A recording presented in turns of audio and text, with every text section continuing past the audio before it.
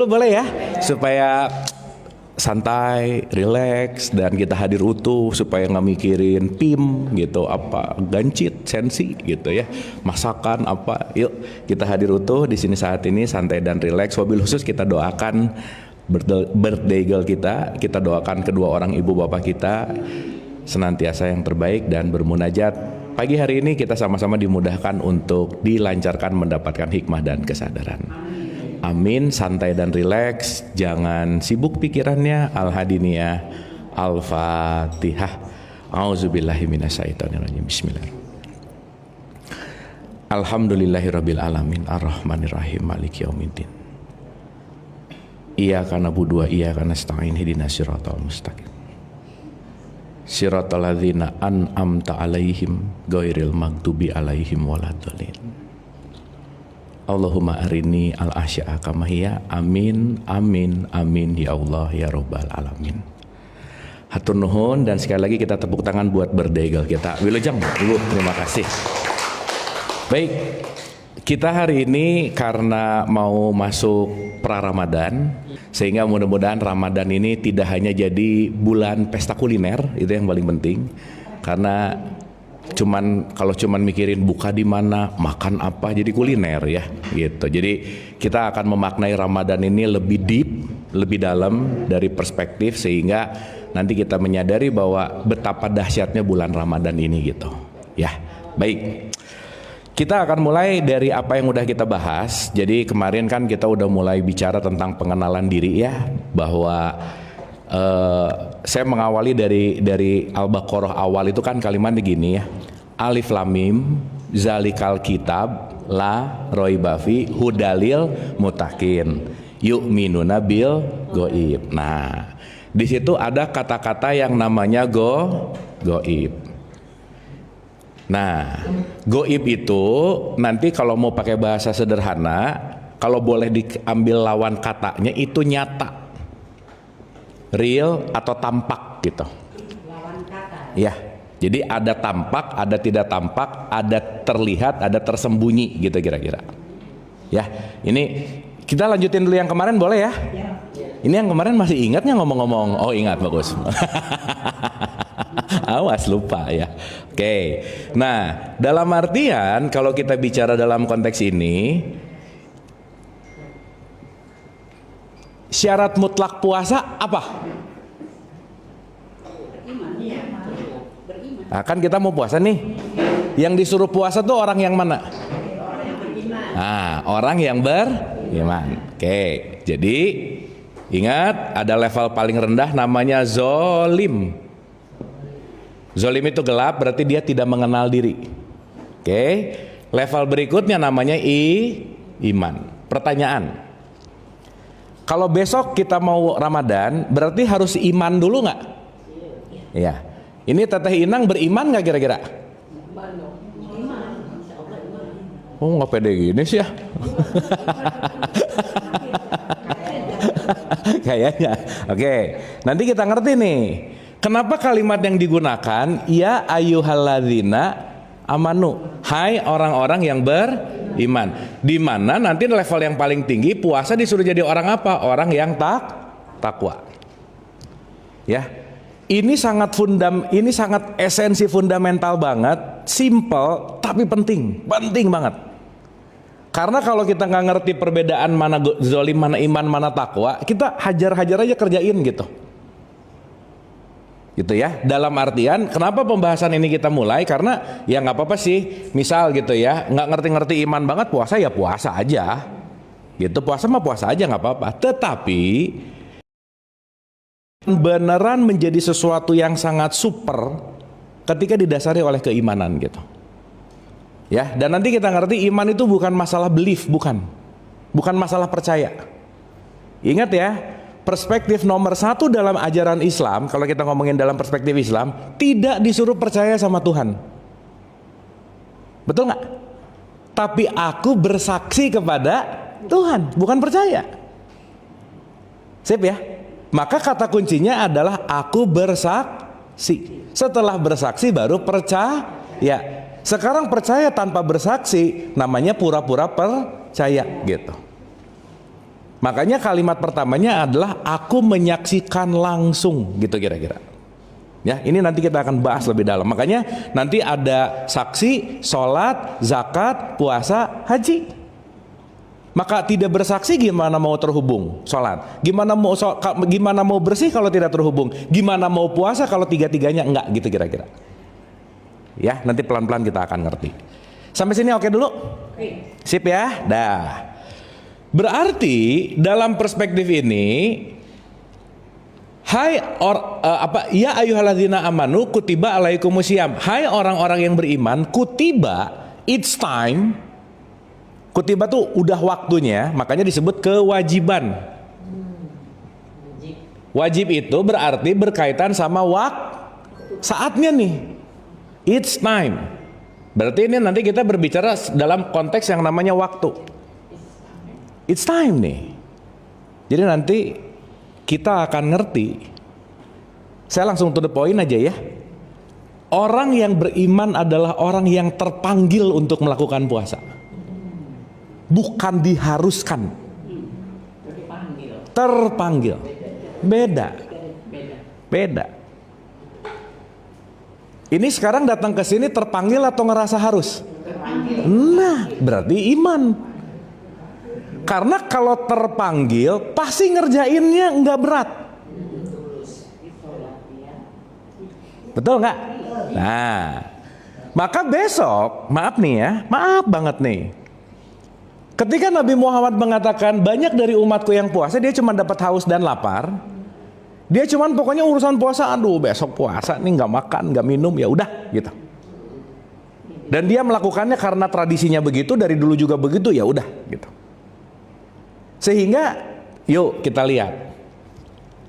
Kalau di Quran ada kata wajib, kira-kira Allah mewajibkan kepada kita yang kira-kira nyenengin atau nggak nyenengin? Coba dengerin dulu pertanyaannya, dengerin.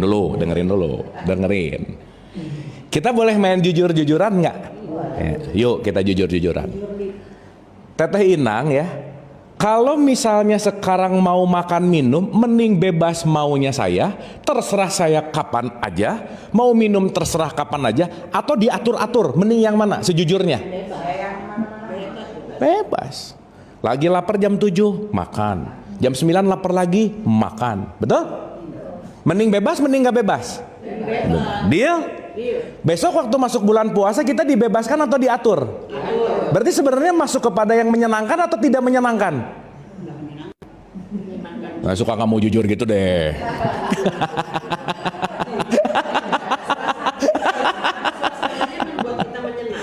Enggak. Gini, dengerin dulu. Ya. Lagi tidur jam 2, jam 3, kalau nggak biasa tahajud, suruh bangun. Enak nggak? Kan nggak biasa ceritanya, nggak biasa. Ya kalau ibu kan udah biasa. Ini kan ngomongin yang nggak biasa nih. Semua biasa. Dan ketika makannya boleh bebas, terus jadi diatur-atur. Nggak enak. Betul nggak? Sehingga sesuatu yang diwajibkan itu pasti yang nggak enak buat kamu. Kenapa? Karena kalau kamu mulai mencintai apa yang nggak enak dalam hidupmu, kamu akan bertumbuh gitu kira-kira.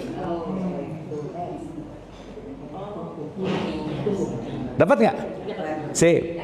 Berarti kalau diwajibkan itu pasti kaitannya sama pertumbuhan gitu maksudnya. Kenapa? Karena dalam tanda petik ada sedikit pemaksaan untuk kamu merubah kebiasaan gitu kira-kira. Nah, itu yang paling penting. Dapat sini oke? Dapat sini oke. Sampai sini oke? Dapat ya? Contoh. Maaf ya. Dalam tradisi Islam, nikah diwajibkan nggak? Wajib nikah, ada kewajiban buat nikah nggak? Ada. Berarti nikah hal yang mengenakan yang nggak enak. Nah gitu. Nah. Iya. Kan banyak chaosnya. Oh kalau yang udah 76 sih nggak tahu ya. Ya mungkin ini udah berpengalaman semua sih. Oh iya oke. Nggak, maksudnya di dalamnya pasti ada berbeda pendapat, ada berantemnya, menumbuhkan nggak kira-kira? Nah gitu.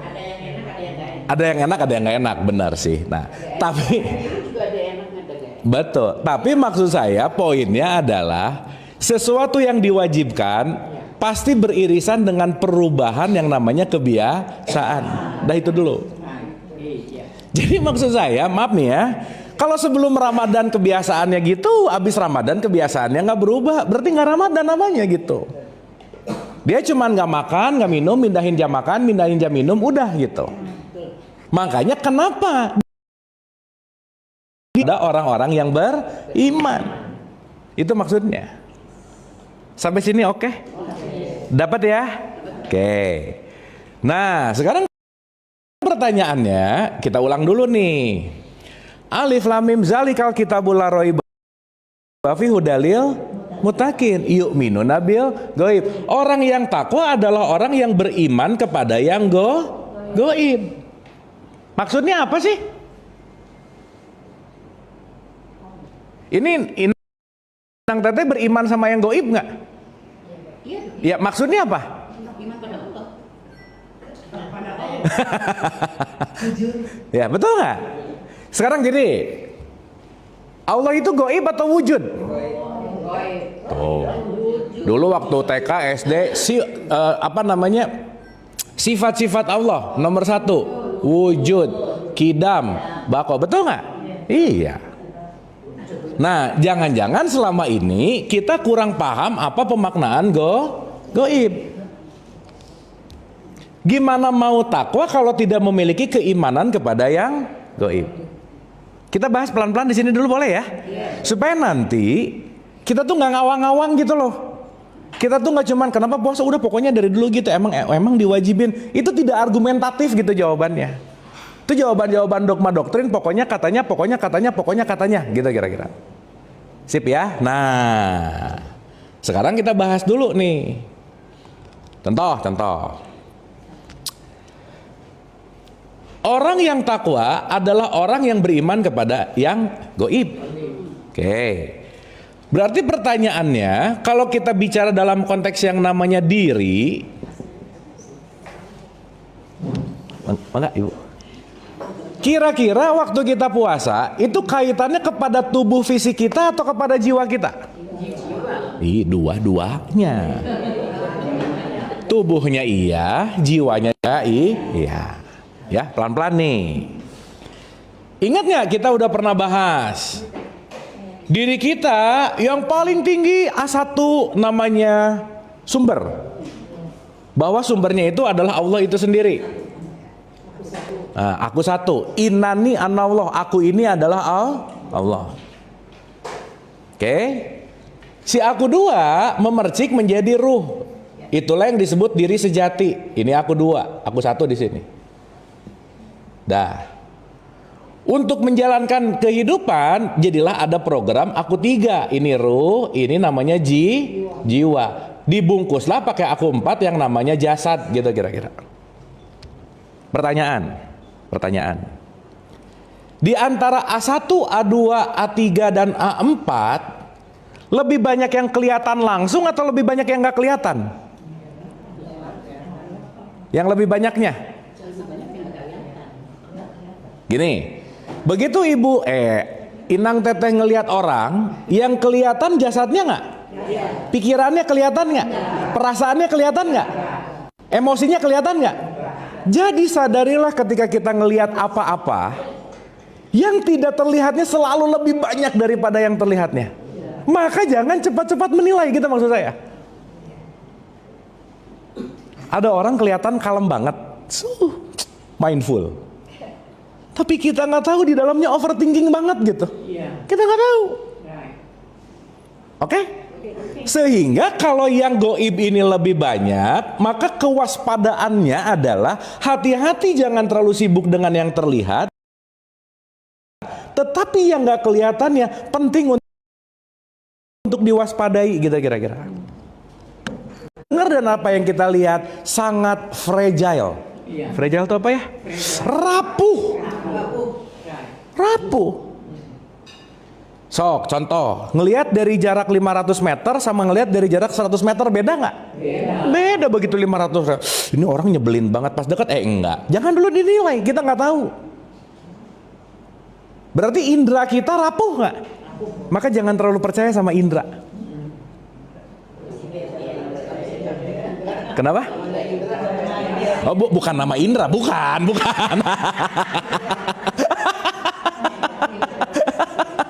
Nanti ada yang mantannya Indra, bahaya ya. Dapat ya? Sip ya? Nah, disitulah kita perlu menjeda dulu ketika kita mau melihat sesuatu. Mohon maaf nih, apalagi kalau kita udah menggunakan pandangan ketakwaan, begitu ngelihat siapapun, oh, aku nggak cuman ngelihat aku 4-nya nih, dia punya aku 3, dia punya aku 2. Dan dia pun adalah aku 1. Maka yang aku lihat sebetulnya sumber di dianya ada, di aku ada. Maka kita sama-sama sumber yang sama. Dan di saat itu kita akan sulit menghina orang lain pasti. Juga menghakimi. Betul sekali. Benar banget. Sampai sini oke? Berarti maaf ya. Kalau orang sering menghakimi, merendahkan, menghina, mencaci maki, mengkafirkan, menerakakan, kira-kira beriman nggak? Nah, gitu. Karena dia tidak melihat sisi goibnya, gitu. Karena dia tidak lihat jangka panjang, ke dalamnya. Kenapa? Dia cepat mengambil kesimpulan, gitu kira-kira. Sampai sini oke? Dapat ya? Oke. Nah, sekarang kita lanjut nih.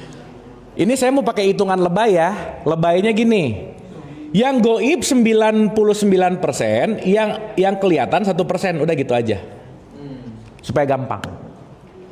Sehingga disitulah kita dituntut untuk satu, orang yang beriman dalam perspektifnya Mula Sadra itu disebut dia al-ma'arif, dia memiliki pengetahuan. Dia punya knowledge. Knowledge itu penting. Dan sesaat kita melakukan tanpa knowledge, berarti kita cuman ikutan. Maka kalau ikut-ikutan, itu pasti tidak memengaruhi kebiasaan, udah pasti aja. Sholat ikut-ikutan, puasa ikut-ikutan, umroh pokoknya begitu. Pokoknya yang lain ngerjain, ikutan. Yang lain ngerjain, ikutan. Berarti tanpa knowledge.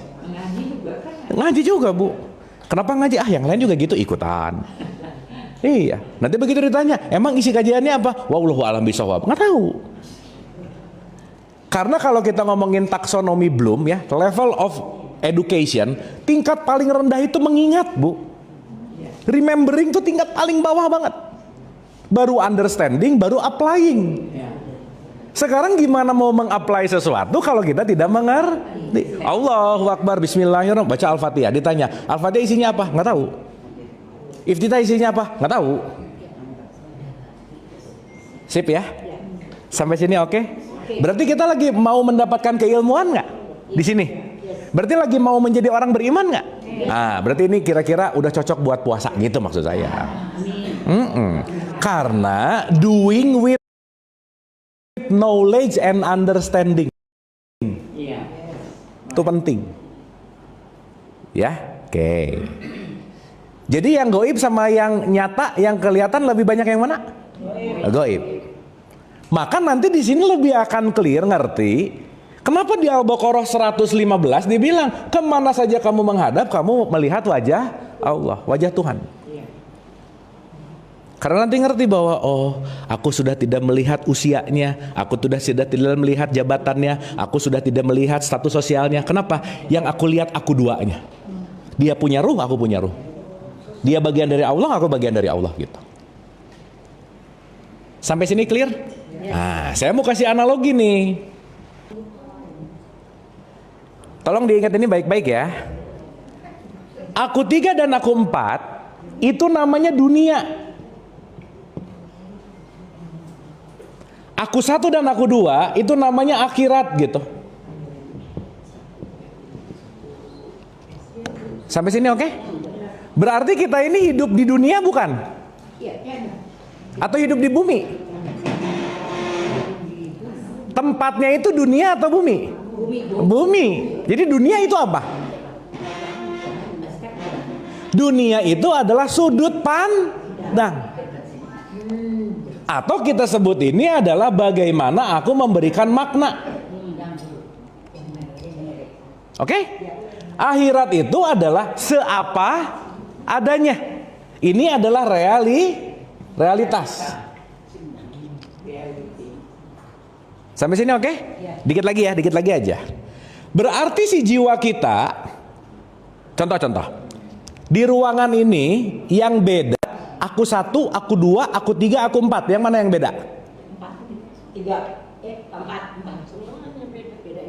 Ih, dengerin dulu pertanyaannya. Ini jadi tebak-tebak berhadiah, dengerin dulu pertanyaannya. Kalau 4 enggak 3 deh, kalau 3 enggak 2 deh. Jangan gitu, jangan, dengerin dulu pertanyaannya. Sumber sama enggak? Memerciknya sama enggak? Menjadi perspektif sama enggak? Beda. Ini kelihatan wajah, sidik jari sama nggak? 4 udah jelas beda, 3 beda, dari 2 dan 1 ke atasnya sama. Sip ya? Oke ya? Nah sekarang saya tanya, kalau kita ngelihat yang beda terus, itu pasti gesekan terjadi. Emosi. Makanya perbedaan didesain untuk saling belajar, bukan saling musuhan. Sip ya? Makanya di antara ini semua kita dikasih nih, dalam bahasa psikologinya disebut ego. Iya. Ego itu pengganggu dalam hidup yang gak bisa dibunuh. Mau gimana pun. Jadi kalau kita mau bicara, jangan merusak, dalam tanda petik ya, bukan hanya meregulasi tubuhnya, karena ini kendaraan. Bukan meregulasi listrik rohnya, tapi regulasilah egonya.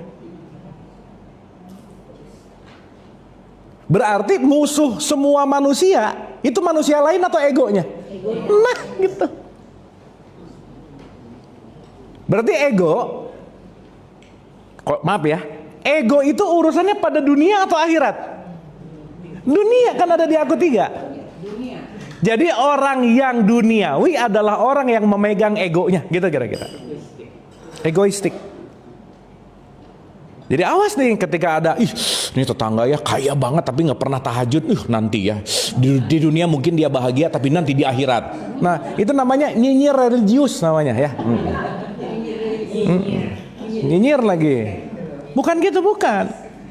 Duniawi itu bukan masalah punya apa, jabatannya, bukan. Tapi concernnya adalah kepada ego. Ingat ya, ego adalah pengganggu yang gak bisa dibunuh. Maka penting untuk berdampingan dengan damai dengan si ego. Tapi sering kuat ego dari kedamaian. Pasti.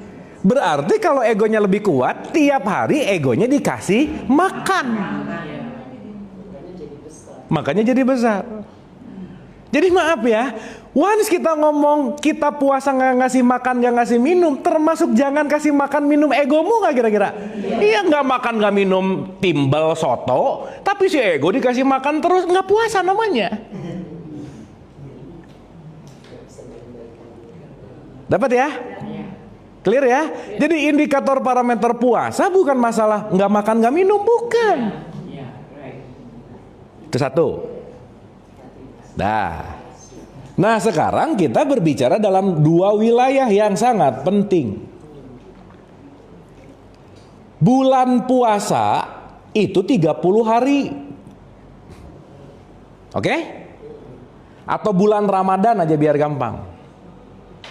Tetapi Ramadan itu seumur hidup. Ulang ya. Besok kita bulan Ramadan, ada Idul Fitrinya nggak? Berarti ada satuan waktu nggak? Ada. Tetapi mempelajari dan membuat ego kita ini terus berdamai, kira-kira cukup 30 hari nggak? Nah gitu maksudnya. Whole life. Berarti berRamadan dibatasi pakai hari nggak? Jangan. Contoh ya. Bisa bedain orang yang terpanggil sama yang tidak terpanggil? Oke, contoh. Ini kan orang suka euforia. Aduh, seneng banget mau Ramadan gitu kira-kira. Padahal kan makan mau diatur, sebenarnya nggak seneng-seneng amat sih gitu. Sekarang saya tanya, maaf ya. Kalau di akhir-akhir Ramadan nanti mau Idul Fitri, menghadapi Idul Fitri biasanya bahagia nggak? Kalau bentar lagi Idul Fitri, iya, berarti dia nggak betah di bulan Ramadan, udah gitu aja. Berarti pengen buru-buru udahan, bener nggak? Iya, beres, bebas gitu. Oh, pengen pakai baju baru.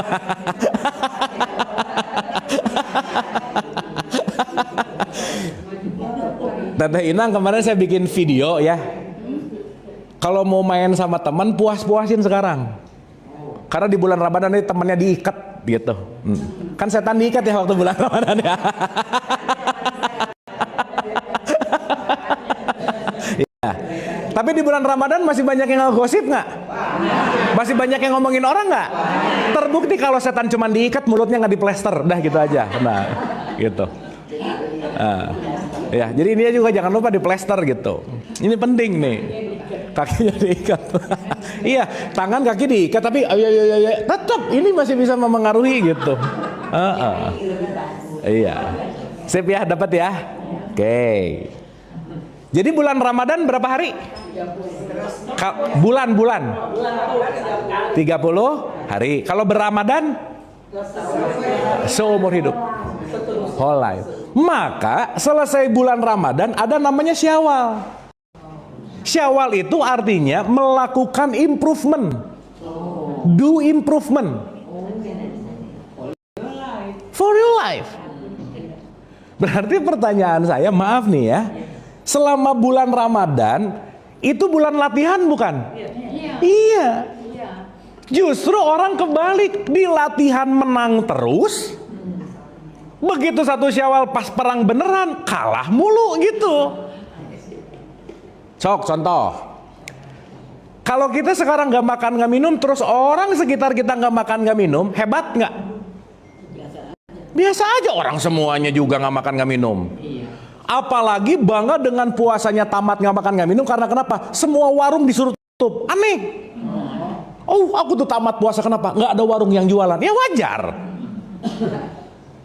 Betul gak?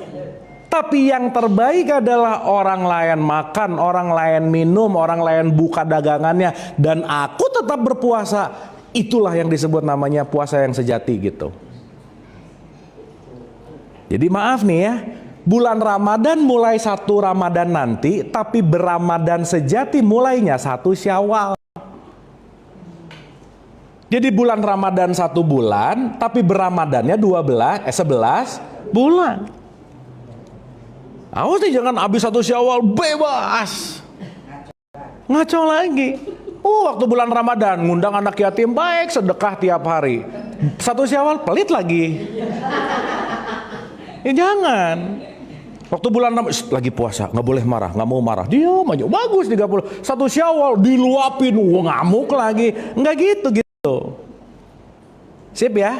Karena ini bukan urusan dalam konteks yang namanya waktu aja.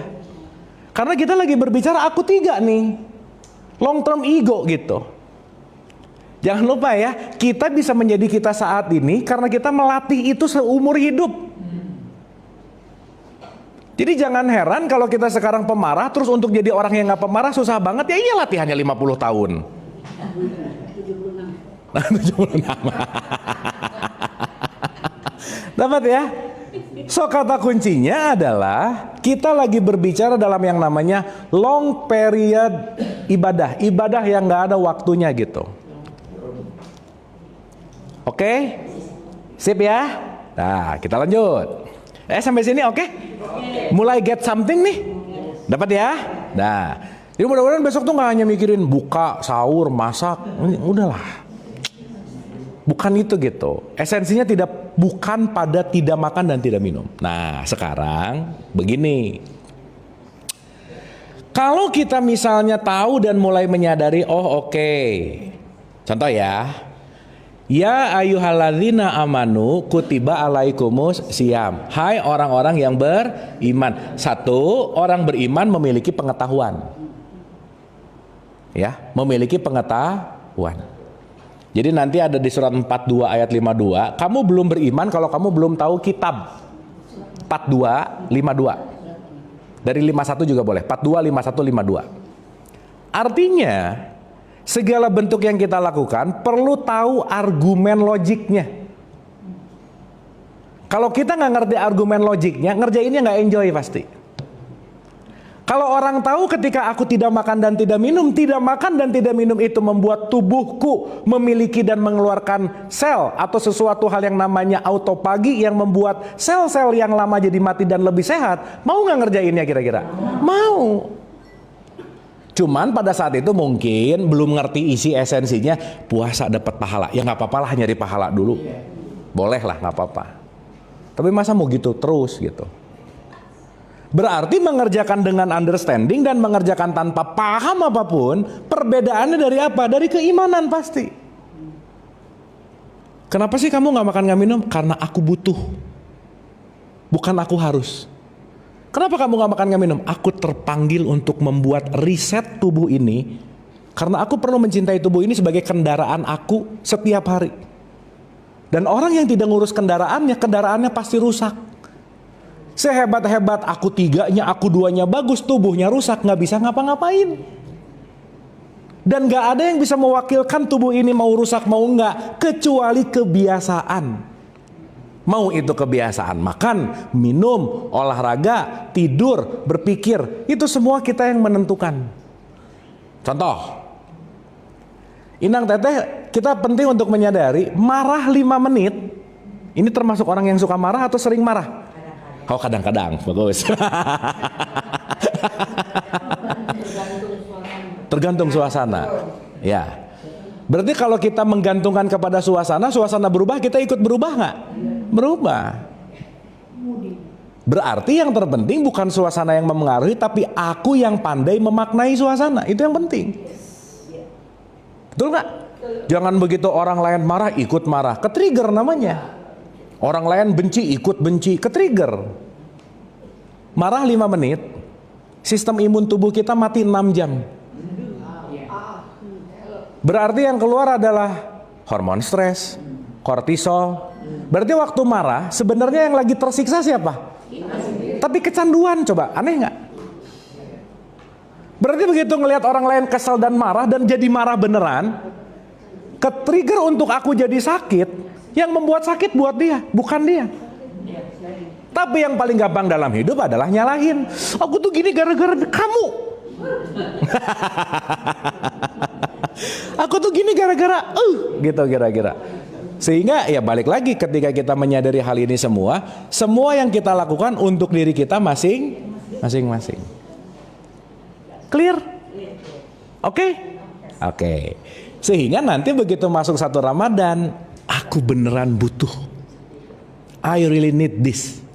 Kenapa? Karena nanti kita akan ngerti puncak esensi dari Ramadan adalah memasuki bulan kontemplasi dan keheningan. Jadi sebisa mungkin di bulan Ramadan jangan banyak acara kalau bisa. Acara jangan banyak sibuk gitu. Dan nanti kita akan lebih dalam lagi ya. Ramadan ini sekali lagi bukan pada urusan waktunya, bukan. Ya, dah. Pertanyaan, berarti iman aku 4 atau aku 3? Inang Teteh bisa ngelihat orang beriman atau bisa merasakan orang beriman? Karena iman itu datang dari perilakunya. Aku beriman tapi ngejelekin orang mulu, kan aneh ya. Aku beriman tapi ininya tuh tajam banget gitu misalnya. Ada nggak orang yang rajin sholat tapi rajin ngomongin kejelekan orang? Bisa nggak begitu? Rajin sholat tapi rajin ngegosip juga, ada nggak? Rajin sholat tapi korupsi, ada nggak? Jangan banyak, nggak enak, ada aja. Ada. Oh, harus seimbang. itu seimbang yang menarik sih. Oke, ntar ini mati. Oh, udah jalan lagi. Korupsi betul, Bu. Maaf, saya pernah cerita tentang religius tapi nakal belum di sini ya? Nah, mau cerita dulu sedikit. Oke. Di akhir 2024 ada satu laman namanya bigalpha.id. Dia mengumpulkan berbagai macam research tentang Indonesia. Judulnya adalah Paradoks Indonesia, Religius tapi Nakal. Religius tapi nakal. Lucu tuh judulnya. Kenapa? Satu, Indonesia adalah negara yang paling religius nomor 7 sedunia. Iya. Religius banget. Iya. Ya, nomor 7 sedunia. Iya. Ini saking seringnya saya ngomong ini jadi apal nih. Biasanya saya baca tapi ya udahlah. Yang kedua, Indonesia dinobatkan sebagai negara yang menganggap agama itu penting. Nomor 2 setelah Ethiopia. Coba renungin deh. Dikit-dikit kalau ada apa-apa kayaknya kamu kurang iman deh. Kamu kayaknya kurang ilmu agamanya deh. Betul nggak? Sehingga masyarakat kita sama agama tuh penting banget aja. Tetapi di belakang itu, paradoksnya, Indonesia pun menjadi pengakses situs porno nomor 2 terbesar di dunia. Satu, Indonesia dinobatkan sebagai netizen paling tidak beradab se-Asia. Cyberbullying, trolling, penyebaran isu-isu hoax, sekarang kita lihat di media sosial begitu. Dan maaf ya, penyebar isu hoax terbesar ada pada baby boomers, itu yang menarik. Iya, itu faktanya begitu. Ya, yang ketiga, korupsi udah jelas nggak usah diomongin. Nggak nomor 1 sih, tapi nomor 2 dari bawah. Dan yang menarik lagi, kita adalah negara yang pengguna judi online nomor 1. Ya. Kita punya literasi yang gitu deh, nilai IQ yang gitu deh. Fakta nggak ini? Berarti religiusitas belum tentu memiliki moral yang bagus. Jadi nggak bisa ngelihat, rajin ke masjid pasti jujur, belum tentu. Ya, orang kalau rajin ke masjid jangan-jangan nyolong sendal, bener. Ya nggak tahu. Mas dari mana masjid? Soleh banget. Baru ngambil kotak amal gitu. Betul nggak? Sehingga keimanan itu tidak terletak pada identitas. Keimanan tidak terletak pada ritualmu. Keimanan tidak terletak pada KTP-mu apa, agamanya apa, suku, bangsa, ras, dan seterusnya. Itu mah urusan aku 4 aja udah. Iya. Dan Allah nggak ngelihat kamu keturunan apa, nggak ada. Kamu lahir dari mana, nggak ada. Kenapa? Inna akramakum indallahi atqakum, yang paling mulia adalah ketakwaan. Di mana aku tiganya justru dalam tanda petik bersih, gitu kira-kira. Atau mau pakai bahasa yang umum, disebut tazkiyatun nafs, hati yang bersih. Itu nilai dari manusia. Tidak berbulu, Pak. Betul. Hati berbulu gimana ya? Susah. Clean gitu ya. Clean gitu. Makanya sadarilah bahwa setiap perilaku kita bukan berapa yang dikeluarin, apa yang dilakukan, tetapi adalah sikap hati ketika melakukannya. Iya. Jangan-jangan ketika melakukannya dikontrol oleh ego. Sholat kenapa? Biar kelihatan solehah. Umroh kenapa? Nggak enak sama tetangga, semuanya udah pergi, kalau nggak kan gengsi. Ya. Dan maaf ya, hampir mayoritas sekarang yang dilakukan sama masyarakat modern adalah memuaskan orang lain. Dia melakukan karena kenapa? Society-nya begitu. Dia melakukan karena apa? Mereka begitu. Kalau nggak, aku nggak diterima di society ini. Akhirnya memaksakan diri. Fit into sesuatu yang tidak cocok. Maka di era sekarang yang teknologinya maju, hingar-bingarnya lebih tinggi, banyak sekali jiwa-jiwa yang kesepian. Kosong. Lonely. Sepi jiwanya. Nah, artinya apa? Kita membangun ini semua menjadi sebuah apa? Menjadi sebuah komunitas gitu. Oke. Jadi kita penting bersyukur di dalam tradisi Islam punya ritual yang sedunia ngerjain bareng, itu tuh bagus banget. Tapi kalau 99% ngerjainnya kepaksa, ya nggak ngerubah juga sih. Udah berapa Ramadan korupsi nggak turun-turun, sok, betul nggak? Iya. Udah berapa haji korupsi nggak turun-turun? Iya. Berarti haji, Ramadan, udah. Mungkin cuman bagus buat roda ekonomi kita misalnya. Ya bermanfaat sih. Tapi kan point of view yang kita lihat dari perspektif ini kan nggak menuju kepada tujuan hasil gitu. Are we clear sampai sini? Oke ya? Sip. Nah, berarti keimanan itu jelas ada pada aku tiga. Maka di bulan Ramadan yang dipanggil intinya adalah wahai jiwa yang beriman. Nah, Inang Teteh perlu untuk ngerti. Saya ulang-ulang ini nggak pernah bosan aja. Iman itu satu akar kata dengan aman. Aman. Feel safe. Feel safe itu di tubuh atau di jiwa? Feel secure itu di tubuh atau di jiwa? Secure, aman, jiwa. Betul nggak? Bisa nggak di rumahnya dogi ada, penjaga, guardian ada, dirantai, digembok, tapi aku merasa tidak aman. Bisa begitu nggak? Bisa. Betul nggak? Itulah kenapa salah satu indikator parameter orang yang beriman adalah orang yang jiwanya tenang. Ya ayat Tuhan nafsul mutmainnah, maka dia memiliki jiwa yang tenang. Ini lagi feel calm nggak jiwanya? Iman. Pulang dari sini pusing nggak apa-apa sih, mundur. Tapi at least di wilayah tenangnya, ingat yang kemarin kita udah bahas gradasi tentang level kesadaran. Kalau kita masih banyak ngerasa malu, feel shame. Kalau kita masih banyak ngerasa bersalah, feeling guilty.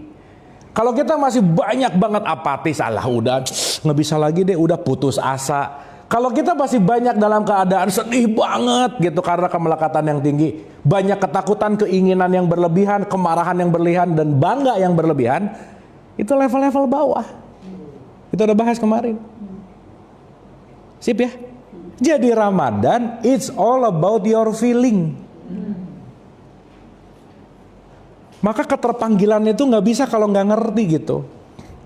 Jadi maksud saya jangan sampai udah deh kepaksa Ramadan, kepaksa. Ingat ya, meskipun kita tahu itu nggak kepaksa, tapi itu hanya kebiasaan ritual yang jadi habits, tetap kita nggak merubah makna loh. Ya udah biasa kok gitu. Tapi kita tidak mendalami pemaknaan kebiasaan itu untuk menjadi sebuah pelajaran gitu kira-kira. Contoh. Berarti orang beriman jiwanya tenang nggak? Kalau orang jiwanya tenang, memvibrate ketenangan nggak?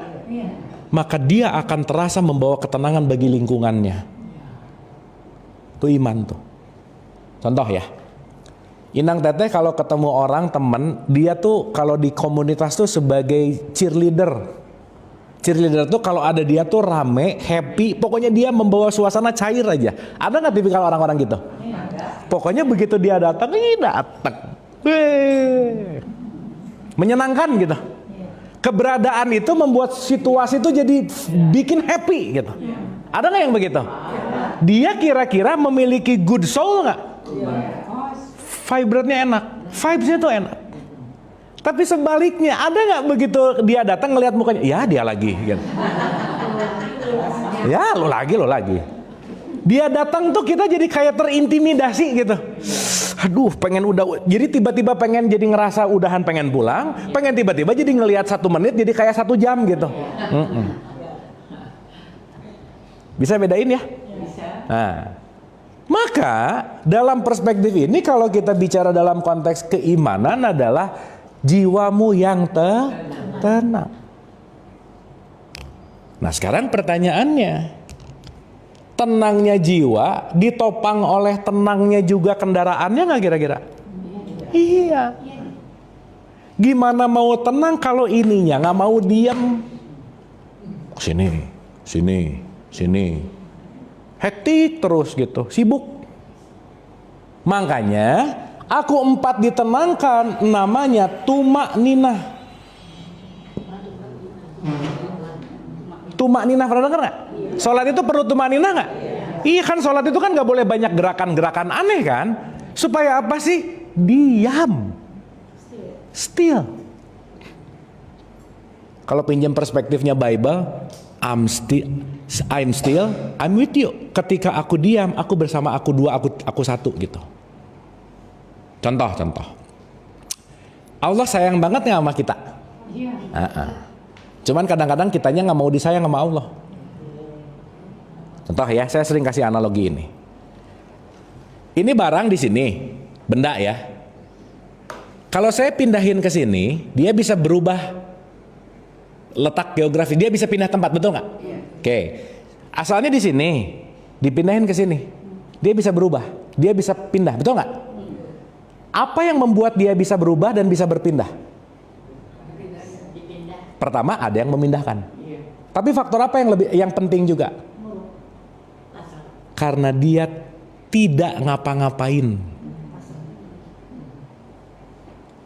Jadi kasaran kata, Allah tuh selalu mau mengajak kita ke tempat yang lebih baik. Begitu dideketin, pindah. Dideketin lagi, pindah lagi. Deketin lagi, pindah lagi. Sampai kejeduk, sakit, nggak bisa ngapa-ngapain. Baru diem. Di situ dapat enlightenment biasanya. Pertanyaannya, pilihannya, mau sakit kejeduk dulu baru dapat enlightenment, atau mending kita sadar gitu aja. Sip. Dapat ya? Karena ketika si aku empatnya nggak tumaknina, sulit aku tiganya mengalami yang namanya khusyuk namanya. Makanya kenapa nanti di bulan Ramadan ada tarawih? Dibanyakin nggak tuh si ritual-ritualnya? Iya, 10 terakhir itikaf. Itu kan bukan masalah pahala banyak ke masjid, bukan. Perbanyaklah tumakninah dan khusyuk. Memperbanyak kontemplasi yang non dunia gitu loh. Tapi menuju ke sini nih. Nah, surga kan level ya. Level ketenangan jiwa kita di level tinggi itu namanya surga. Bukan tempatnya, bukan. Jadi kalau inang teteh lagi marah, benci, iri, dengki, lagi merasa bersalah, itu lagi di neraka banget. Tapi begitu diterima, acceptance, I'm okay, saya menerima. Dan kata kunci berpindah situasi dari neraka ke surga, nomor 1, akui, udah itu. Udah ngaku aja. Nggak usah sok-sok, I'm okay. Enggak kok, I'm okay. Gitu. Nggak usah pretending okay. Dalam artian ketika kita mulai menyadari dan aku bisa mengakui, that's good. Karena kenapa? Denial itu bakal datang terus gitu. Enggak kok. Misalnya, si aku dua nih udah ngasih sinyal, udah maafin aja. Kok maafin sih? Kan dia lebih muda misalnya. Kan dia yang mulai. Kan dia. Pertanyaannya, bagaimana ampunan Allah akan datang ke kita kalau kita tidak mengampuni orang lain? Udah gitu aja. Betul? Bagaimana kasih sayang Allah akan datang ke kita kalau kita tidak menyayangi orang lain? Karena kenapa? Semuanya refleksi.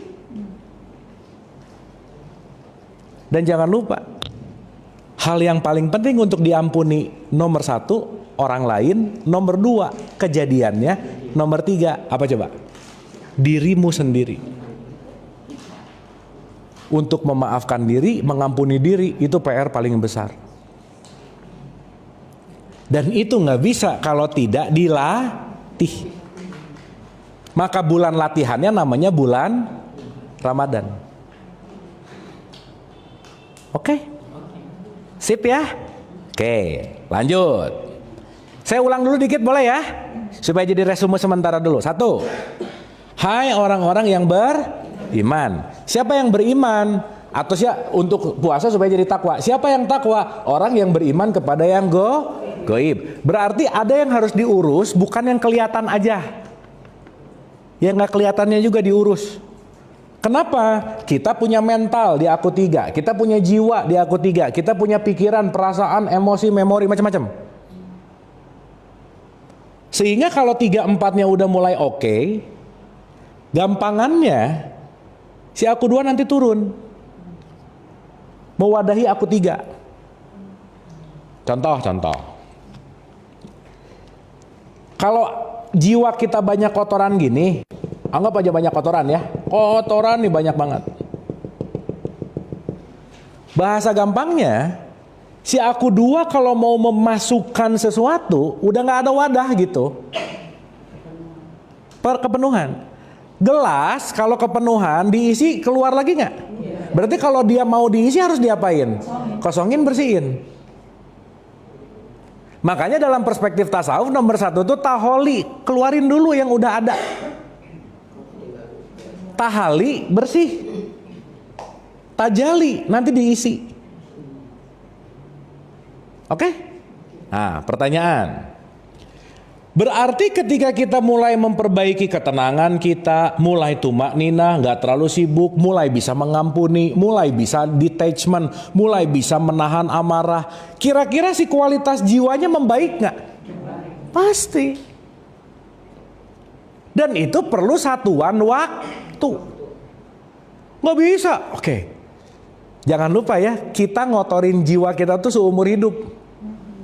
Berarti belajar melepaskan dan membersihkannya juga seumur hidup. Jadi no such thing instan tuh nggak ada aja udah gitu kira-kira.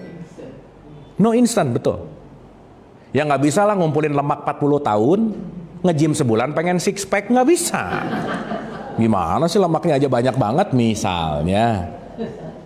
Betul ya? Oke. So, dalam perspektif ini, hai orang-orang beriman, diwajibkan atas kamu puasa. Tubuhnya diregulasi dengan mengurangi makan dan mengurangi minum.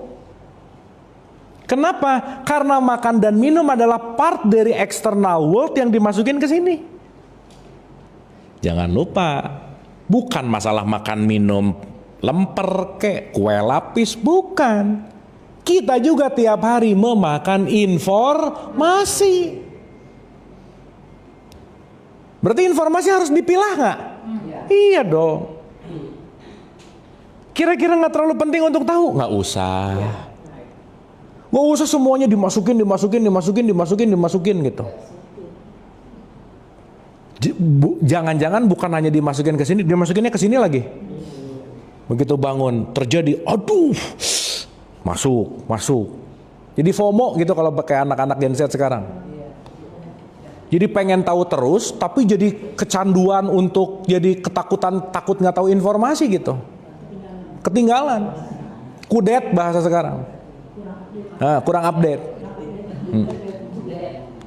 Jadi mending kudet, tapi mentalnya sehat gitu. Kurang update gitu.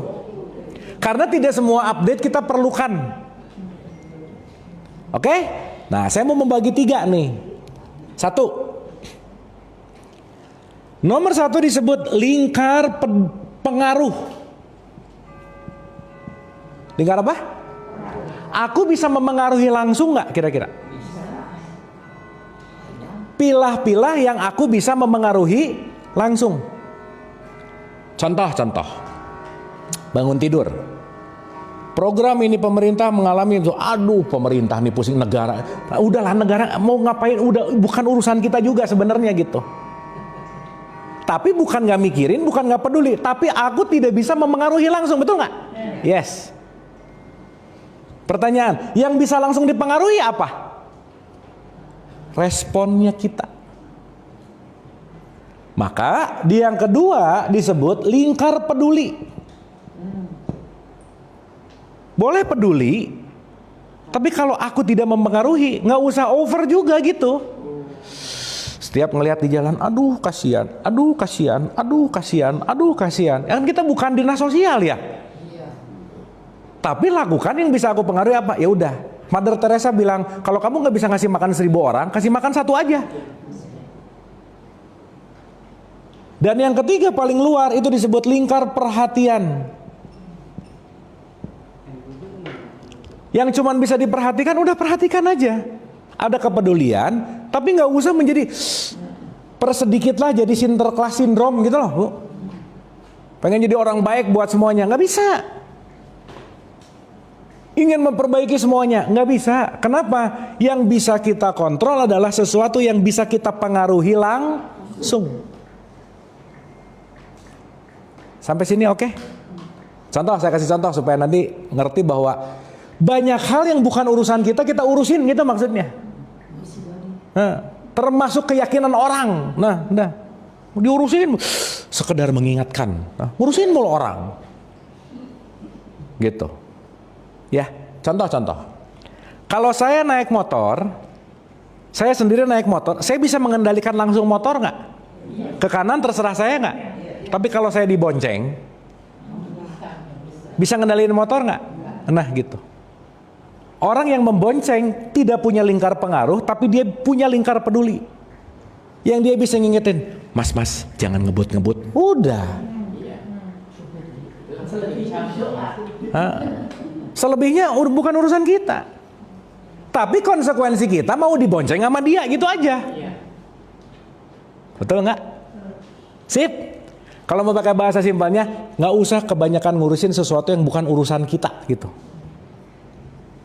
Karena semakin overload kita ngurusin urusan orang, bisa jadi lebih peduli ke orang lain daripada diri sendiri gitu. Betul nggak? Sampai sini oke? Nah, lingkar pengaruh yang paling primer itu adalah sesuatu yang bisa aku langsung respon gitu kira-kira. Sampai sini dapat? Aduh jadi diam-diam gini. Oke ini kayaknya termakan lingkar perhatian deh. Dapat ya? Clear ya? Sip. Nah, sekarang kita kaitkan nih. Ulang. Ya ayyuhalladzina amanu. Jadi ngerti nih. Kita analogikan dengan bahasa yang kita bahas nih. Hai orang-orang jiwa yang tenang, yang terpanggil. Terpanggil tuh kata kunci. Jadi bukan yang Ramadan besok aku, bukan. Sok sekarang mulai dilatih, dirasa-rasa. Aduh terpanggil nih gitu. Berarti harus penting ada knowledge-nya. Diwajibkan atas kamu berpuasa. Ya ayyuhalladzina amanu kutiba alaikumus Siam. Siam itu artinya break. Siam itu artinya merubah kebiasaan satunya. Take a moment. Kalau dalam budaya Yahudi itu ada yang disebut hari Sabat. Pernah dengar nggak? Iya. Sabtu itu Sabat. Sabat itu jangan sibuk. Maka sering disebut holiday, hari suci. Sucikan dirimu, nggak usah terlalu sibuk gitu. Kenapa? Karena kalau tubuh sibuk, pikiran sibuk, aku dua nggak nyambung. Makanya tidak mengapa-ngapa itu penting. Sekali-kali non produktif misalnya.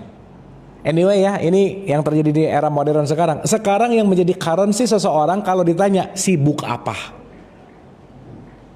Terlihat semakin sibuk semakin oke. Padahal sibuk belum tentu produktif. Gitu ya. Jadi sebenarnya di 30 hari ini disuruh apa sih? Hening. Contemplate. Hal-hal yang biasa kamu gak kerjain atau hal-hal yang over kamu kerjain, lepasin.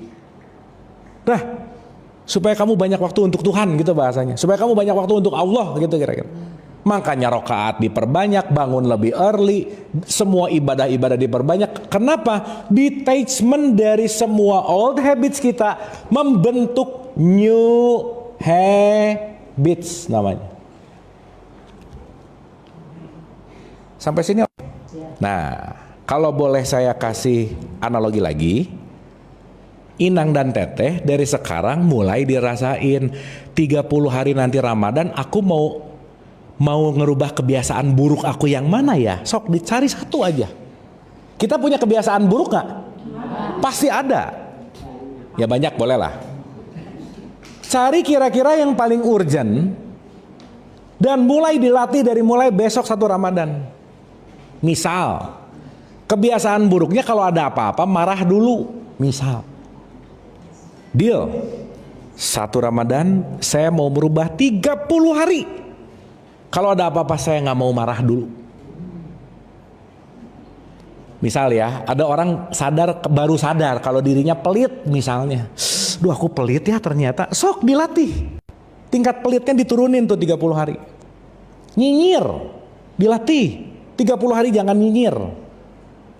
Berarti pertanyaannya, habits kita yang mau dirubah beda-beda gak? Nah gitu.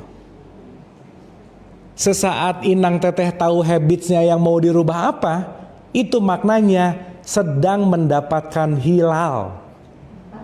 Hilal. Pernah dengar hilal belum? Pernah dengar hilal nggak?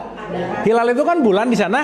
Ya oke lah itu secara fisikal. Tapi hilal batinmu adalah aku tahu aku mau merubah apa. Iya. Sip ya.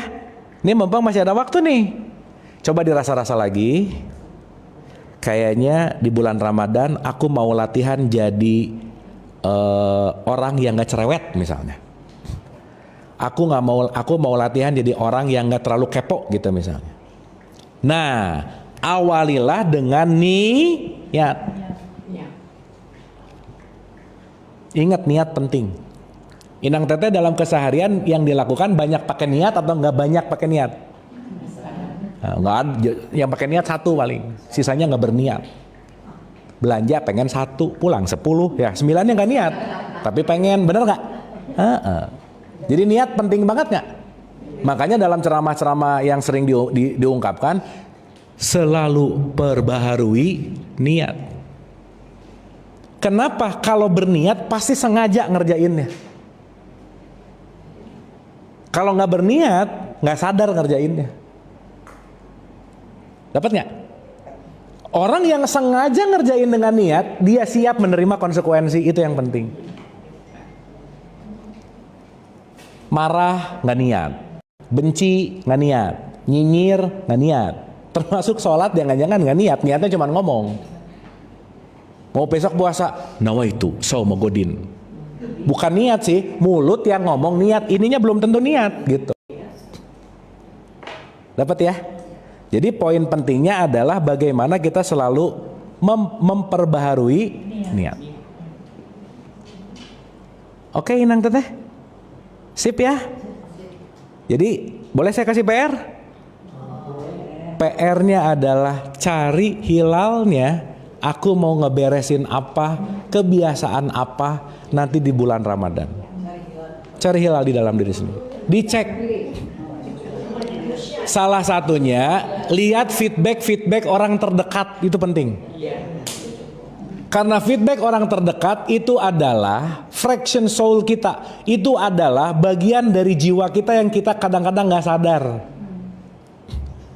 Tapi pertamanya denial sih.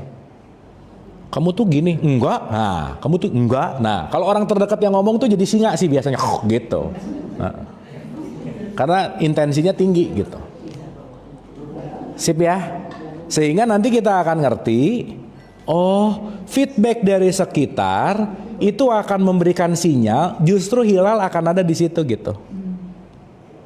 Dari orang-orang yang terdekat. Sama dengan resolusi. Ya, betul Bu. Betul. Makanya kalau kita ngomongin mau tahun baru ya Bu ya, resolusi 2025. Tapi rata-rata resolusi cuma jadi wacana.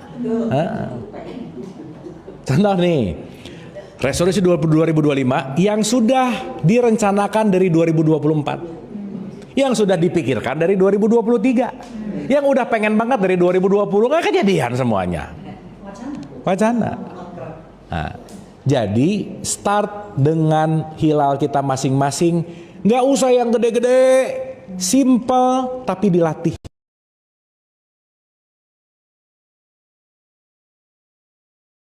Saya mau ngomongin subjektivitas. Dulu tuh saya urusan makan tuh paling susah kontrol Bu. Susah banget. Makanya kenapa saya pengen melatih intermittent fasting yang udah hampir 4,5 tahun, 5 tahun setengah. Dulu tuh kalau nggak ada nasi, stres, chaos. Pokoknya ngemil tuh wah luar biasa aja. Tapi saya sadar, kayaknya I need something deh. Kenapa? Saya kalau nggak ada nasi. Nggak ada nasi chaos ya? Iya. Tapi kan ibu nggak seharusnya baik, nggak harus sama saya, nggak harus kan? Karena semuanya sesuai dengan kadar kapasitasnya masing-masing. Udah. Itu mau semua orang termasuk istri, ibu saya ngomong, nggak ada yang didengar Bu. Kenapa? Belum beriman orangnya. Belum terpanggil. Gini. Ini bukan urusan sama nasinya, bukan. Nah, ibu, ini terlalu cepat menyimpulkan, bukan berarti orang yang makan nasi nggak beriman, bukan. Wah ini salah ngerti nih. Ini namanya misunderstanding nih. Dengerin dulu. Ya. Aduh harus pelan-pelan memang. Dengerin. bukan gitu, bukan. Umpama. Ya, umpama. Ini mah kasusnya di saya ya. Bukan di Inang Teteh, bukan. Di saya ini mah. Ini kan tadi kita udah menyepakati orang yang beriman, orang yang terpanggil. Berarti kalau saya terpanggil berarti ada keimanan gitu. Nah, waktu itu saya punya krisis di tubuh saya. Iya, overweight, overfat, udah macam-macam aja. Dan pada saat itu nggak peduli. Dulu tuh saya merasa kalau begadang tuh keren banget. Top banget. Orang yang nggak begadang tuh nggak kuat gitu. Jadi buat saya waktu itu begadang tuh kebanggaan gitu. Ya begadang lah, makan nggak bener, udah aja. Nah pelan-pelan ya, mau nggak mau aku 4 kan ngerespon ya. Mulailah capek, ide nggak bener, maksudnya susah, macam-macam lah gitu. Nah di satu sisi dapat pelajaran, ya iyalah. Karena kalau kamu mau memperbaiki aku 3 dan aku 2, karena kan waktu itu fokusnya belajar mulu gitu Bu. Maaf ya, kadang orang bisa obesitas pengetahuan tapi tubuhnya nggak keurus gitu. Itu kalau belajar bikin resume, bikin ini itu sampai jam 2, sampai jam 3 ngerasa, lagi belajar. Tapi lupa ada hak tubuh yang tidak dipenuhi gitu. Nah di satu titik ketemu hilalnya. Ya hilalnya keluar dari prodia sih gitu. Hilal tuh. Iya kan dia LDL.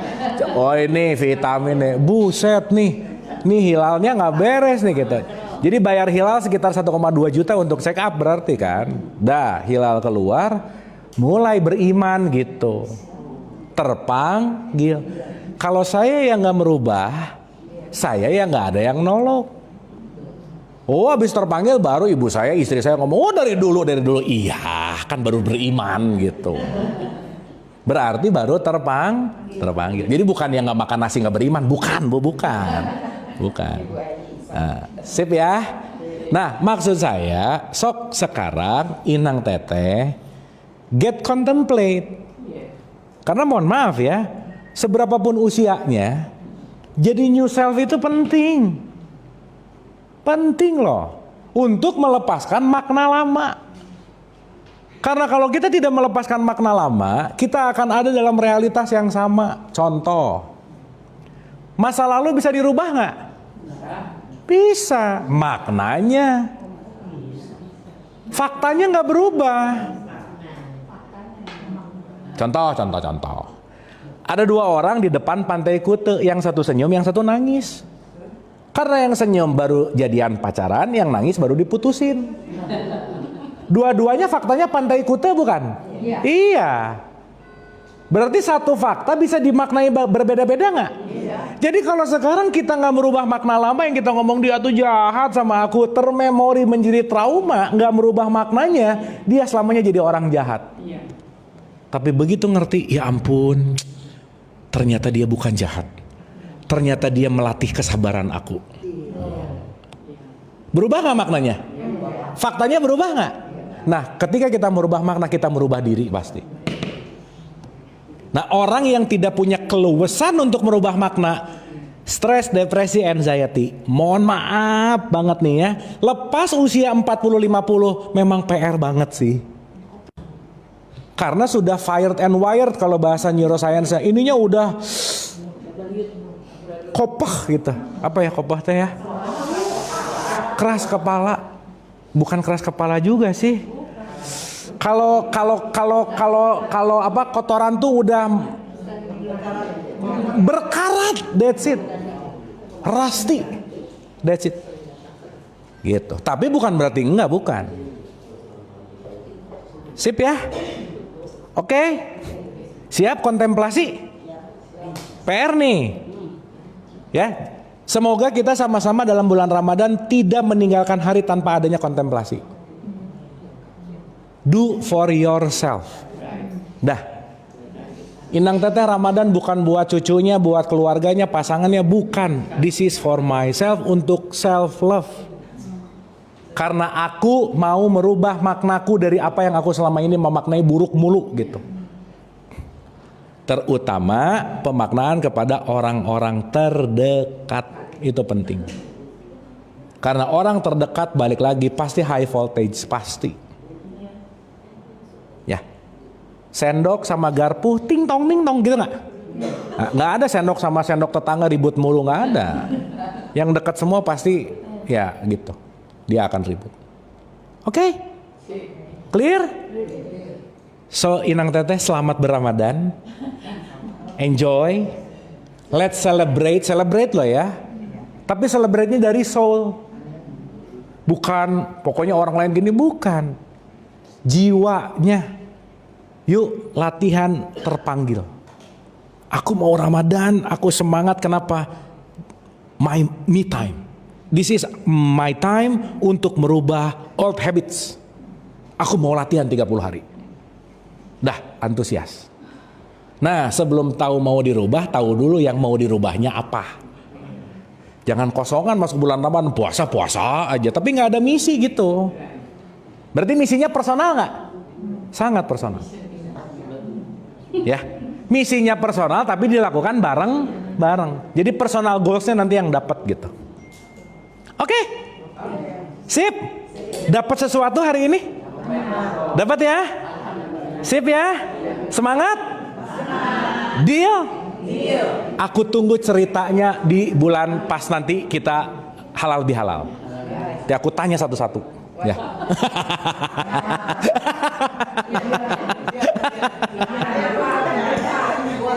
Ya, kalau UTS nggak datang bagus ya. Oh takut ya.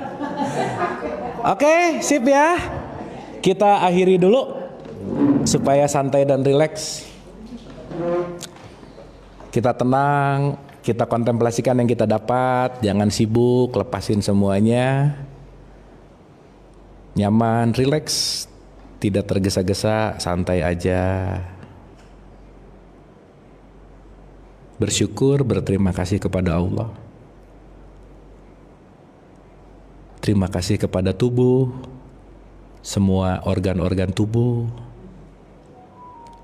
Dengan hatinya disapa tubuh ini untuk berterima kasih. Bersyukur, berterima kasih.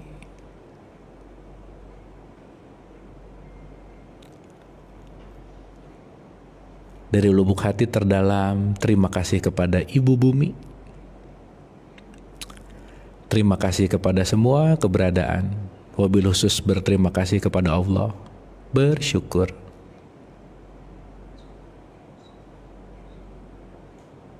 Dengan puncak kebersyukuran, rasakanlah hatinya semakin terbuka. Santai dan rileks.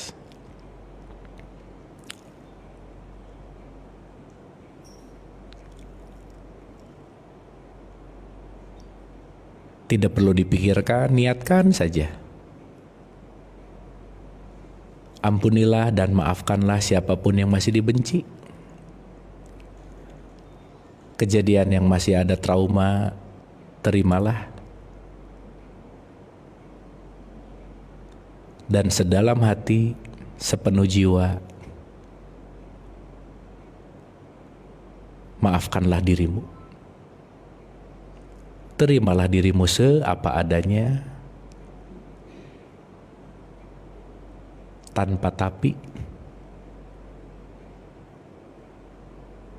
tanpa penilaian, tanpa kategori.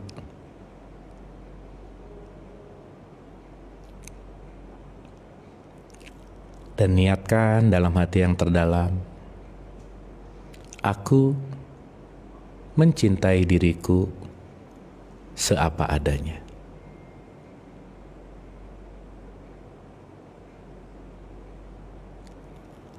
Al-Hadiniyah Al-Fatihah. A'udzubillahi minasyaitonirrajim. Bismillah. Iyyaka na'budu wa iyyaka nasta'in ihdinas siratal mustaqim. Siratal ladzina an'amta 'alaihim ghairil maghdubi 'alaihim waladdallin. Allahumma rabbik firli wali walidayya warhamhuma kama rabbayani shaghira. Rabbana atina fid dunya hasanah wa fil akhirati hasanah wa qina adzabannar. Wa adkhilnal jannata ma'al abrar ya aziz ya ghafar ya rabbal alamin. Subhana rabbika rabbil izzati amma yasifun wa salamun ala mursalin walhamdulillahi rabbil alamin. Amin amin ya Allah ya rabbal alamin. Boleh berterima kasih dan saling memaafkan dan saling memeluk teman sebelahnya, silahkan. Alhamdulillah.